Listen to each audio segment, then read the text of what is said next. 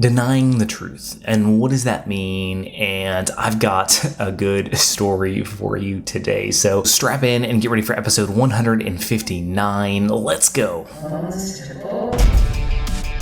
I've always been that skinny guy. Why can't I gain muscle mass? What do I do in the gym? They said I'd always be skinny. This is your complete source for how to gain lean muscle and break out of your skinny body. From nutrition to getting the most out of your workouts and everything in between. We know just how frustrating gaining muscle mass can be, but don't worry, we've got you covered. You're listening to the Bones to Bulk podcast. Hey, welcome to today's episode. My name is Brian Parody, and I will be your host today. And if this is your first time listening, joining in, welcome. Thank you so much for just joining and taking part in this. Grab a cup of coffee, if you're driving, tune in, and just let's have some fun together. I've got my rock mug, my coffee right here, keeping me energized as I record this. So, let's get to it. And if you have not joined our text community, please text the word podcast to 706-222-7551. Each week I send out a few texts. It's just basically some kick in the butt motivation. I send out some recipes, some fitness tips, and it's just a great way for me to stay connected to you. You can also send me messages at this number. So if you have a question that you can't find an answer to, hit me up. I'd love to chat with you. So again, text the word podcast to 706-222-7551. All right, with that being said, let's dive into today's content. So a funny story, and I'm not making this up, came across a campaign, those petitions that you see online. And I looked it up to make sure it was legit, and it was. But it's a campaign they're collecting signatures for to remove the calorie counts off of fast food menus and restaurant menus so that just the calories aren't on there. And this bothered me. And you know me, I'm going to dive into it. So first off, I am a big proponent of those. I rarely ever eat fast food, but my kids absolutely love McDonald's. And so once in a while, I will give them that because I definitely make sure my kids eat healthy, but I also don't want them to grow up thinking that I made them eat healthy. I want them to be able to make decisions for themselves. And my oldest is 7 and she has a pretty good understanding already of healthy versus non-healthy. Now that doesn't mean she doesn't want some unhealthy foods, and I'm not going to deprive her of ever having ice cream or some fast food once in a while. Again, it's definitely not an everyday habit by any means. But, so the point is, I go through fast food drive-throughs sometimes, and I'm always looking at the calorie count. And McDonald's has, I think it's their, I don't even know what it is, some kind of double cheeseburger or whatever. And the meal was 1,400 something calories. I'm just that's some people's daily intake. And as I kind of dived more into this campaign, this petition to remove the calories, it said in there, kind of in the description, that the average person who eats out as opposed to eating home eats 200 more calories per day if they're eating out. Well, first off, if you're eating out on a regular basis, every day going through fast food, trust me, you're eating way more than 200 more calories per day because of it. Trust me. So I don't know where they got that stat from, but it concerned me. And it concerned me in the level of the fact that we know this food is unhealthy. And the reason behind this whole petitions campaign was people didn't want to feel guilty for what they were eating. And so what that says to me is we already know that McDonald's or Taco Bell isn't healthy. I don't think anybody's arguing that point. I don't think anybody's oh, McDonald's is healthy for you, or Taco Bell is healthy for you, or whatever restaurant it is. I don't think anybody's arguing that point, but it's the fact that we want to deny the obvious. We want to say, you know what? I don't want to feel guilty for eating McDonald's, so I just don't want to see the numbers. And really all that is that's denial.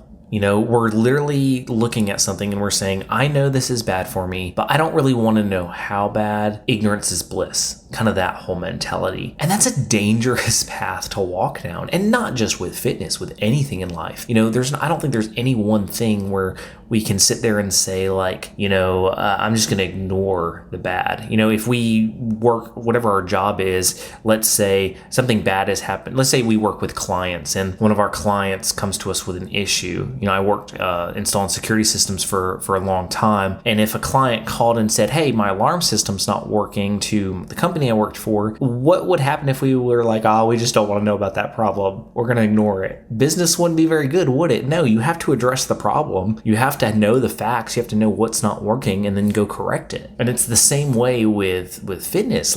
We need to know to be aware of what we're putting in our bodies. We need to know so that we're educated.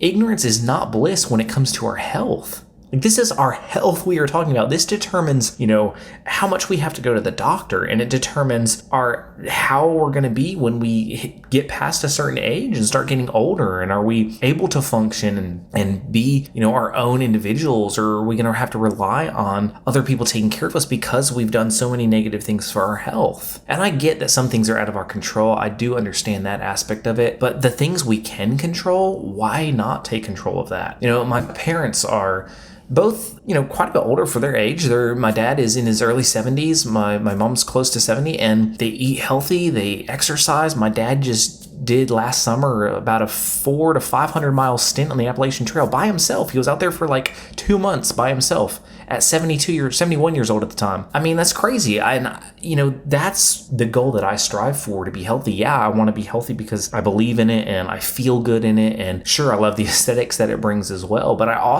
want to be self-sufficient when I get older. I want to be able to take care of myself. I want to be, around for my grandkids and great grandkids, etc. And so I think it's a very dangerous game we play when we try to ignore the facts, because, something as seemingly trivial as calories, it's not just about calories in or out. You do need to get your calories from good sources, but man, calories in and out is a lot of the big game plan when you're trying to lose weight or gain muscle or whatever your goal is. So to sit there and say like, oh, it doesn't matter, I don't need to know how many calories. Yeah, you do.